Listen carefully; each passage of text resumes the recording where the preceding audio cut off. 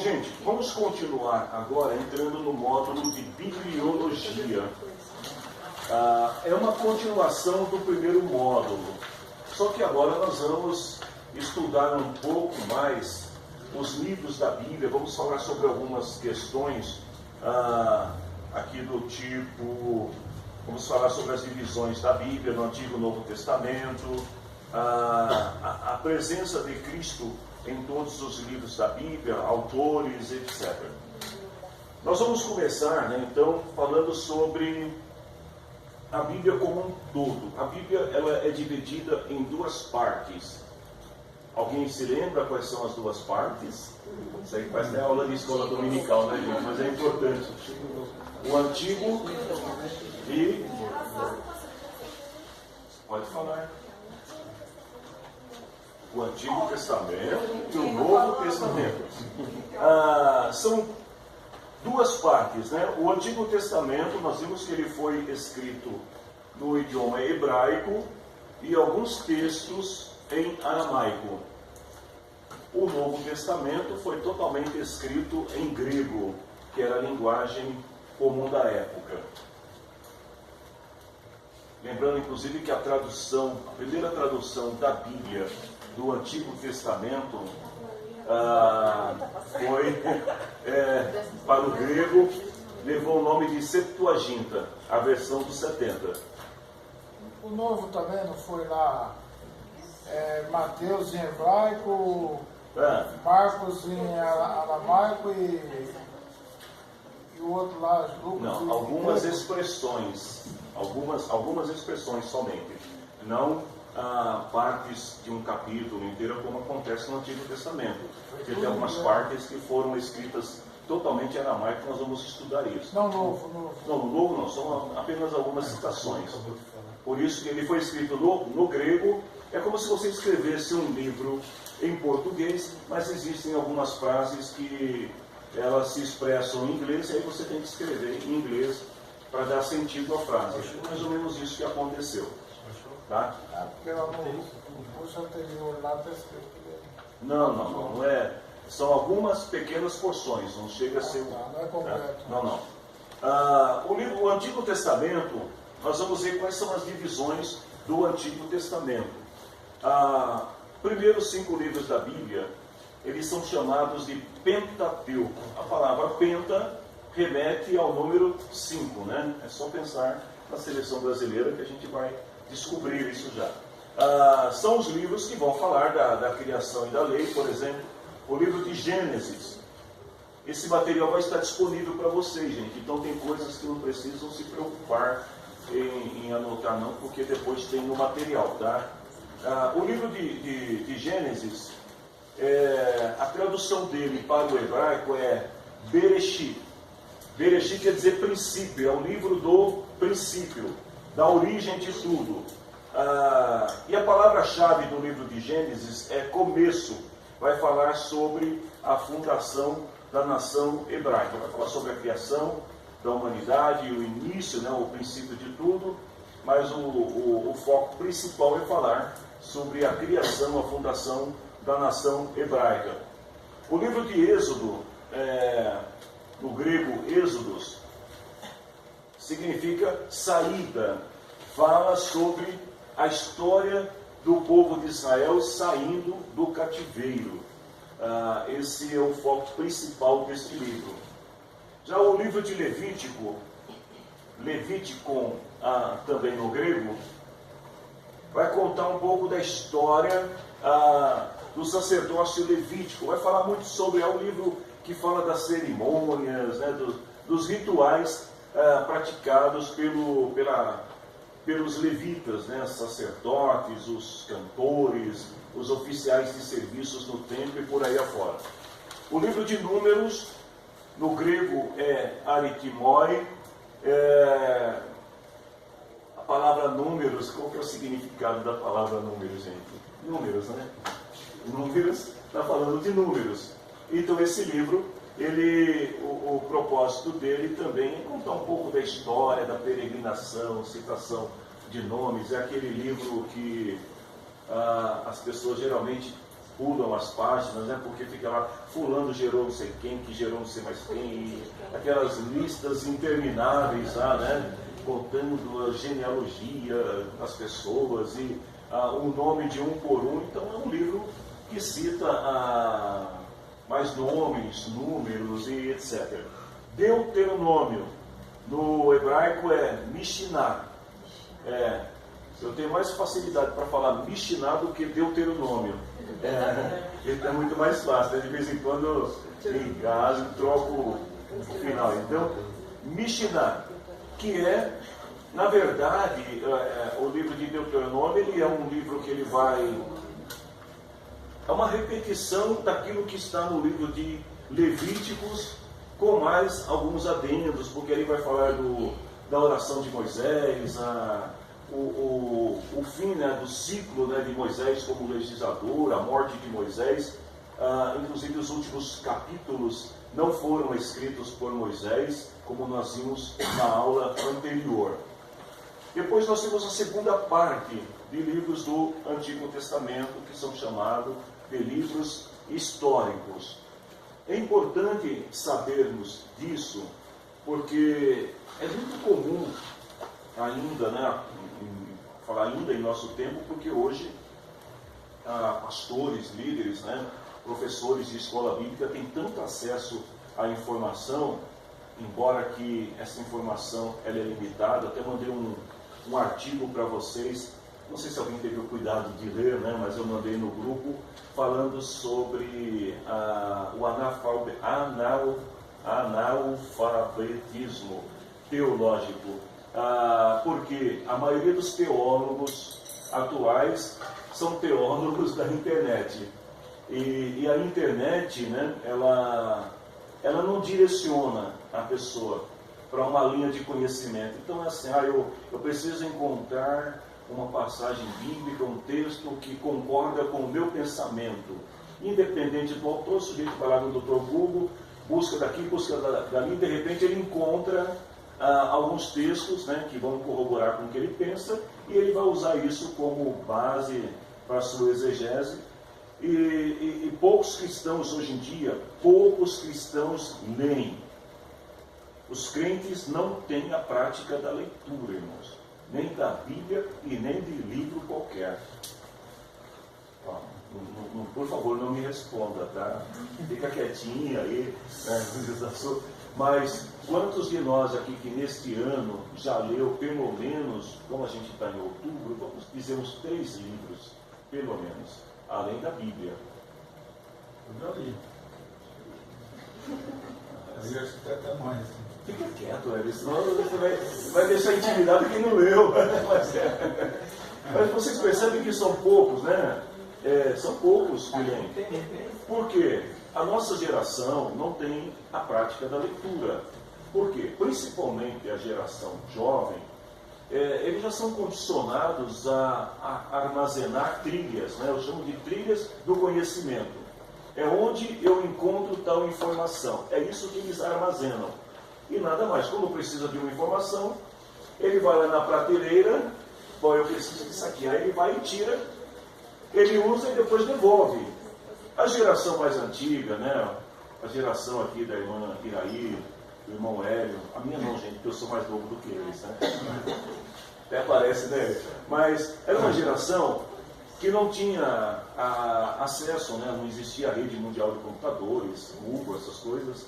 Então, era uma geração que, para buscar o conhecimento, para acessar o conhecimento, tinha que ir à biblioteca, tinha que ler. Tinha que ter a Barça, aliás, eu tenho ainda, né? Eu tenho a Larousse, né? E eu não sei se eu acho que a Barça eu não tenho mais, não. Mas eu tenho ainda a Larousse. Era britânica, sabe o que era britânica?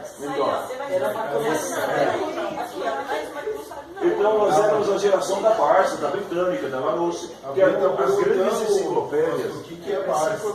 Enciclopédias. Meu pai pagava por mês. Pagava por mês, exatamente. Gente, é mais fácil comprar. Olha, deixa o Cleiton falar. O que você ia falar aí? É internet ela já vem já há uns 25 anos atrás, aí já existia, porém não era acessível. Era caro.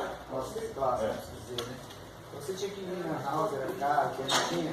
Depois começou a surgir bastante lá, house, isso aqui. Porque mesmo quando a internet surge, você não tinha tanto acesso às informações como hoje. Hoje os bancos de dados aí estão lotados de informação. E esse é o grande perigo, porque às vezes se a gente não tem, isso que nós estamos tendo aqui, irmãos, essas aulas de teologia ministerial, alguém fala, pastor, mas você está falando coisas que a gente vai na internet e pega tudo lá e já sabe tudo. Não, não é bem assim, gente. Não, mas não é bem assim. Esse é o grande perigo, né, que tem causado, né, esse analfabetismo teológico, porque as pessoas, eu tenho uma habilidade, por exemplo, para oratória. Eu falo bem, me comunico bem, vou ser pregador. Eu vou na internet, qual o tema que eu tenho que falar? Eu pesquiso e lá eu subtraio aquela informação, mas eu não começa da raiz, né? Não tenho base para fundamentar aquilo. E a mesma coisa vale para todas as áreas de conhecimento. A gente está falando de Bíblia, mas isso é geral. Então, tem os autodidatas, né, que são aquelas pessoas que têm essa habilidade de aprender só, mas tem outros que não aprendem e não têm um filtro para saber o que é certo e o que é errado. A Aninha, para quem não sabe, ela ama história, né? E é engraçado, porque quando ela tinha 1 ano, 2 anos, ela pegava a enciclopédia no Márcio, tinha um monte, e por isso que ela gosta de história. E aí ela olhava do Egito, de tudo, né, meu? Foi aí que ela foi descobrindo e gostando de história. Então, você sabe que há 23 anos atrás, a minha esposa era uma vendedora campeã de Britânica e Barça. Vendeu muita Barça, até para as prefeituras aí vendia, porque na época, se alguém queria ter conhecimento, você tinha que ter uma enciclopédia. Eu tenho as enciclopédias, Milênio, né, de teologia e filosofia, aquelas coletâneas enormes de livros. Quando você queria buscar uma informação, você ia lá. Hoje não, você vai na internet, só que o problema da internet é esse. Tem um site, por exemplo, eu acho que é Yahoo Responde, alguma coisa assim, não sei se alguém já acessou. É Yahoo Responde ou Yahoo Pergunta? Responde. Yahoo Perguntas. Que aí você pergunta e as pessoas respondem. Mas cada resposta. Cada resposta que tem ali, eu falo, meu Deus, de onde que tiraram isso? Mas é porque a rede é aberta. Então, quando a gente fala da importância de estudar, primeiro, é para a gente não ficar preso também a ideias erradas. Vamos voltar para a Bíblia, vamos falar do Antigo Testamento, então, dos livros históricos. É um compêndio de 12 livros na Bíblia que contam histórias. Por que eu falei tanta coisa assim, só para o último modo? Quando a gente vai ler, eu ia falar uma coisa e acabei esquecendo. No Pentateuco, tem muitas pessoas, muitos irmãos e irmãs, que pegam, por exemplo, algumas leis cerimoniais, né? Algumas leis morais do Pentateuco e quer aplicá-la em pleno século XXI, quando, na verdade, esses livros são escritos para descrever um momento da história, está descrevendo fatos, não quer dizer que aquilo que está escrito ali é para a igreja. O Antigo Testamento foi escrito para a nação de Israel, e Paulo, escrevendo a Timóteo, fala que aquilo que foi escrito para Israel serve de sombra, ou seja, é uma base, mas não quer dizer que a gente tem que fazer exatamente aquilo que nem os judeus fazem, porque são quase 2.000 leis, e decretos. Alguém pensa que é só os 10 mandamentos? Não. Nós vamos encontrar no Pentateuco quase 2.000 leis para serem observadas. A gente poderia comparar assim os 10 mandamentos, o decálogo ali, com a constituição de uma nação. E depois as demais leis e decretos seriam os códigos civil, criminal, né? Não, civil e criminal é a mesma coisa, né? Fala dos códigos aí, código tributário, código civil, lei do idoso, então essas outras leis, elas são fundamentadas, né, tendo como base a Constituição, a Carta Magna, que são os 10 mandamentos. Mas a gente tem que ter o cuidado para não querer aplicar aquilo ao nosso contexto hoje como sendo uma ordenança para a igreja. E aí está o perigo. Porque quando você vai na internet, eu quero encontrar... Outro dia, gente, irmãs, vocês me perdoam o que eu vou falar agora, por favor. Mas é que outro dia um pastor amigo meu me ligou. E nasceu um bebezinho na igreja dele, né? E a mãe queria apresentar a criança com 7 dias depois da criança ter nascido. Qual que era o grande dilema do pastor? Pastor, eu posso apresentar a criança? Eu falei, pode. Não, pastor, é porque na Bíblia está dizendo lá que tinha que esperar 40 dias, a quaresma. Era lei para os judeus da época. Gente, as condições higiênicas de saúde, questões sanitárias da época, que exigia que a mulher permanecesse durante 40 dias em isolamento total. A criança não poderia receber visitas, porque não tinha a saúde que a gente tem hoje, né? Tanto que tem gente mais antigos, né, que ainda tem essa coisa de que não pode, a quarentena, não pode visitar. Aliás, desculpa, mas eu tenho essa mania até hoje de não visitar bebês recém-nascidos antes de 30 dias. Mas por quê? Uma questão de higiene. Porque às vezes você vai beijar a criancinha, às vezes você está com alguma virose e vai passar para o pequenino. Então, é nesse contexto que essa lei foi criada. Só que o pastor, ele achou que não poderia apresentar a criança na igreja. Eu falei, pastor, qual o problema do senhor apresentar? Só tem que ter cuidado. Eu falei, se eu fosse a mãe, eu ia esperar pelo menos umas 3 ou 4 semanas para levar a criança na igreja. Mas se a mãe quer levar na primeira semana, isso já aconteceu aqui na DI também, tem mãe que a criança nasce, depois de 2, 3 dias, a mulher já está andando com a criança na fila do banco, na feira, né? Então essas questões, a gente precisa entender. Você já vai falar, viu, irmão, não perca a sua linha não. Mas é porque, às vezes, aí a pessoa pega, então, uma questão dessa, uma lei dessa, escrita dentro de um contexto para uma época, né, e para um determinado povo, e que aplicava hoje. A gente tem que ter esse cuidado. Pode falar, irmão. Esse livro Deuteronômio, Sim. pode ser considerado também o livro das leis? Sim, com certeza, porque ele tem mais lei do que o outro anterior.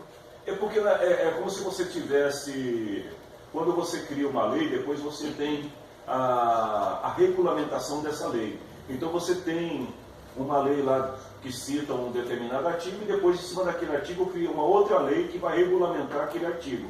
Deuteronômio faz mais ou menos isso. É uma repetição, né, porém com mais detalhamento daquilo que foi escrito no livro de Levíticos. Mas, então pode sim ser chamado de livro da lei. Até aqui deu para entender, gente?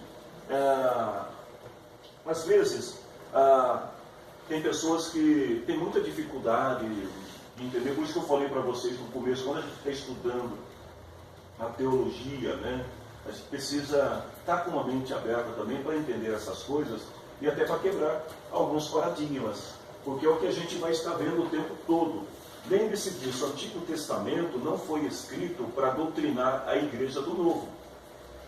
O Antigo Testamento, ele foi escrito para um determinado povo, que é o povo judeu.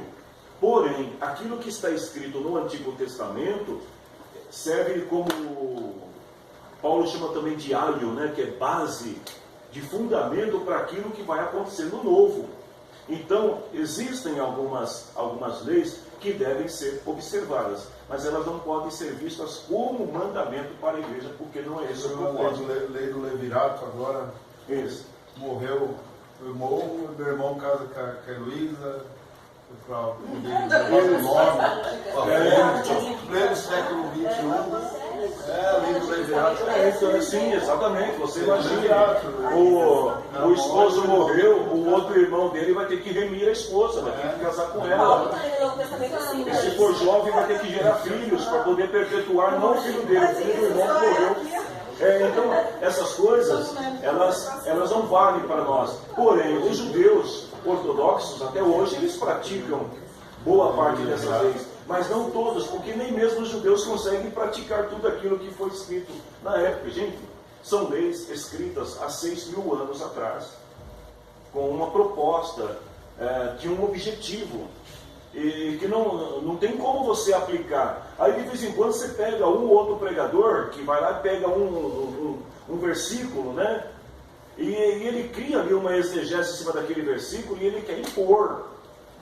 E a igreja precisa ter essa consciência que aquilo foi escrito para aquele povo, para aquele determinado momento. Os livros, sim.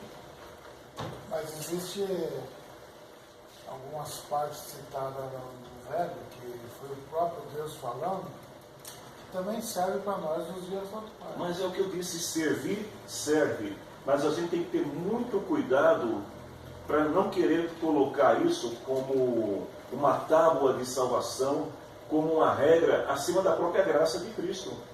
Porque no Novo Testamento é a história do povo judeu, são as leis, a constituição de uma nação, as profecias, algumas profecias nós vamos ver que em todos os livros do Antigo Testamento nós temos Cristo revelado, mas revelado através da figura de linguagem ali, são analogias, na verdade, do Cristo representado no Gênesis. Ele é o princípio da criação, né? Aí você vai para o livro de Êxodo, ele é o Cordeiro Pascal, mas são simbologias.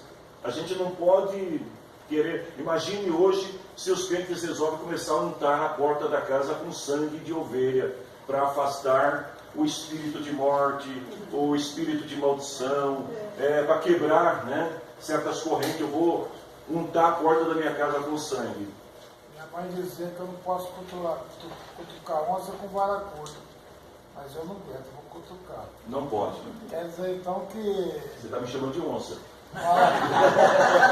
Vamos lá. Por exemplo, não é certo então eu usar, por exemplo, trazei todos os dias nas casas do tesouro e por isso eles podem vir. É correto, certo nos nossos dias. Se você considera como uma lei, não. Você tem que ler o livro e entender qual que é o contexto ali de Malaquias, né? Agora a gente começa a dar aula de exegese, vamos adiantar a aula de hermenêutica, né? Mas vejam bem, quando o profeta está falando ali, trazei os dízimos à casa do tesouro, o que estava acontecendo naquela época? O tesouro estava abandonado. O templo estava abandonado. Hoje, algumas igrejas, elas não têm a doutrina do dízimo, elas têm a doutrina da contribuição. Existem igrejas hoje que cobram taxas de associação, ao invés do dízimo. Nós acreditamos e aceitamos, alguns têm questionam muito essa questão do dízimo, porque falam, o dízimo é do Antigo Testamento. O dízimo não foi uma lei criada para um povo, o dízimo precede a lei. Lá no Novo Testamento fala Sim. que Abraão pagou o dízimo a Melquisedeque. Por quê? Porque, na verdade, o dízimo, ele é um ato de fé e de obediência e de reconhecimento. Quando Paulo fala, nós aprendemos isso na escola dominical, quando Paulo fala que você pega a primeira parte e consagra ao Senhor, você consagra toda a demais parte. Então, o dízimo, na verdade, é isso. Agora, o que a gente não pode, de maneira alguma, é querer aplicar aquilo como sendo uma lei. Se o sujeito não quer ser abençoado, o que você vai fazer? Nada. Agora, desculpe abrir aqui um adendo, né, dentro desse tema. Se você faz parte de uma igreja e você não contribui pela igreja, você não é parte da igreja. Aí chegou o ponto. O dízimo ele foi instituído para provar que você estava com que você era um ato de fidelidade, de reconhecimento. Uma então, forma de você provar que você... Perfeito. Então, em consequência da fidelidade, aí vem as bênçãos que o Senhor promete. Então você respondeu uma parte, agora responde a restante. Mas então, tipo assim, por exemplo, eu vejo um versículo e aquilo me chama a atenção, por exemplo, Daniel jejuou 21 dias. Eu não vou aguentar jejuar 21 dias, então vai acontecer comigo, que nem nosso colega. Sim. Mas, por exemplo, eu acho graça em jejuar também. Aí vale para mim não como lei, mas porque eu achei graça, não é isso? E você precisa primeiro entender qual o significado da palavra jejum. Por que Daniel jejuou 21 dias? Outro sim, você mesmo já disse, você pode jejuar 21 dias, você tem condições de se abster totalmente de alimentos, de líquido por 21 dias, Mas... a diabetes vai subir. Então, meu irmão, a palavra jejum fala de abstinência. No caso de uma criança. De abstinência. Então, tanto que tem um artigo que eu escrevi no blog da igreja há muito tempo atrás, que eu falo sobre a irresponsabilidade de alguns líderes que exigem jejum total do povo, e muitas vezes pode causar problemas, porque a pessoa tem que tomar medicamento, pessoa idosa tem problema de diabetes, tem algum problema cardíaco, e você vai exigir, porque estou mandando porque Daniel fez. Não. Os próprios discípulos de Jesus não tinham a prática de jejum, e Jesus falou para eles: olha, enquanto o noivo está com vocês não precisam jejuar, mas vai chegar uma hora que ele vai ser tirado, e aí vocês vão ver a importância de também jejuar, mas tem que ser com cautela. Mas vamos deixar essa coisa do jejum para a escola dominical, porque lá a gente fala muito sobre jejum, já falamos sobre isso, jejum parcial, né, jejum integral. Não, é só entender que, tipo assim, né, tem coisas que servem para nós, mas tem coisa que foi para aquela época, né? Não foi específico. O jejum serve para nós também. Não, estou falando em todo. Né? Ah, sim. Mas o cuidado que a gente tem que ter, eu entendi o que você está dizendo, de você pegar uma passagem bíblica e de repente você querer enfiar a goela abaixo da igreja e dizer, porque você tem que fazer, porque se você não trouxer o dízimo, você vai para o inferno, porque quem não dá o dízimo é ladrão, né? Eu não consigo entender dessa maneira, mas eu entendo que aquele que não dá o dízimo, ele não está sendo fiel. Se ele não está sendo fiel, é igual eu brinquei com a igreja domingo e falei: olha, Deus dá pão para aquele que semeia. Se você não semear, então você não tem que pedir pão para Deus. Mas se você não for fiel... Mas se ele não fazer isso, ele está em falta na balança. Está em falta, então. Aí que entra, irmão. A gente não pode chamar a pessoa de ladrão, mas se ele não está fazendo, na nossa lei hoje, por exemplo, você tem um compromisso e você não paga uma prestação, você se torna o quê? Inadimplente. Naquele tempo... Muda só a palavra, porque sim, com certeza, mas a gente precisa ter cautela na forma como a gente orienta e explica. Então, se a pessoa está dando o dízimo por imposição, ela não está agradando a Deus e só está cumprindo uma obrigação legal. Agora, se ela está dando como um ato de reconhecimento, de obediência, de temor, aleluia, aí ela vai ser abençoada. Sim, vai virar um jogo da vida. Né? Perfeitamente. Pode falar, irmão Cleiton. Do meu ponto de vista, eu uso o Velho Testamento completamente como grandes exemplos e reflexões no Novo Testamento. Dízimo, as ofertas, que entra como obra, né? Entra como obra, entra como boa ação e também como caridade, e várias outras partes que falam lá no livro tanto de Coríntios, Tiago, Mateus e Marcos, todos eles são exemplos tanto das ofertas, dos dízimos, né, das obras. Então o Tiago coloca tudo como obras, né? E a fé. É que na verdade, então, quando você vai para o Antigo Testamento, você não tem só o dízimo. Você tinha N tipos de ofertas que também deveriam. O dízimo era uma coisa à parte. O dízimo era um ato de reconhecimento e de consagração de todos os bens que você recebia do Senhor. Fora o dízimo, você tinha as ofertas que eram dadas de tempos em tempos, dependendo da situação. Ofertas de sacrifícios, oferta de louvor, oferta do perdão. Eram vários tipos de ofertas. O dízimo era parte. Então, é a mesma coisa que acontece na igreja no Novo Testamento. Jesus, quando ele fala ali para os sacerdotes: olha, vocês dão dízimo do cominho, da hortelã, né? Jesus não está condenando aquelas pessoas por dar, ao contrário, ele está dizendo: vocês devem fazer essas coisas sem omitir as outras. Quais são as outras? Exercer misericórdia, bondade. Então o dízimo era uma obrigação para o judeu. E para o cristão hoje também, ser membro de uma igreja é também uma obrigação. Porém, quando você dá por obrigação, você está cumprindo tabela. A gente teve essa aula do passado. Eu me lembro de uma igreja, de um amigo, não é aqui no Brasil, mas como que funcionava lá? Todo culto à noite, terminava o culto, ele ia pegar a relação dos membros da igreja e conferir os dízimos. No outro dia ele ligava, irmão, por que você não entregou o dízimo ainda? E se a pessoa não entregasse, era excluído sumariamente. Eu conheço aqui perto um pastor na cidade de... Não posso falar com essa não gravar. Mas um pastor aqui perto, que ele chegou para toda a igreja e foi bem claro, foi taxativo. Olha, quem não pagar o dízimo, por favor, passe na secretaria e entregue o cartão de membro. Nossa! E quase 400 pessoas saíram da igreja. Ele continua, a igreja está viva, está forte, firme, está uma bênção lá. Nossa! São critérios, gente. Eu não tenho esse critério. Eu acho o seguinte, Deus tem uma dispensa muito grande lá à nossa disposição. Você quer pegar o que está na dispensa? Obedeça. Não quer pegar? É problema de quem não quer pegar. Só que é aquela questão, quando o Paulo está dizendo, olha, Deus vai dar pão para quem seria, está muito claro. É para quem dá, é para quem contribui. Se a pessoa não dá, não contribui, Deus não tem obrigação de dar. Então a gente não pode exigir de Deus uma coisa que nós não damos.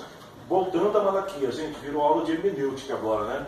Olha, voltando a Malaquias, olha, o templo está abandonado, depois o profeta Ageu também vai condenar o povo por causa disso. Vocês estão enriquecendo, as casas estão bonitas, os bois estão gordos, mas a minha casa está abandonada.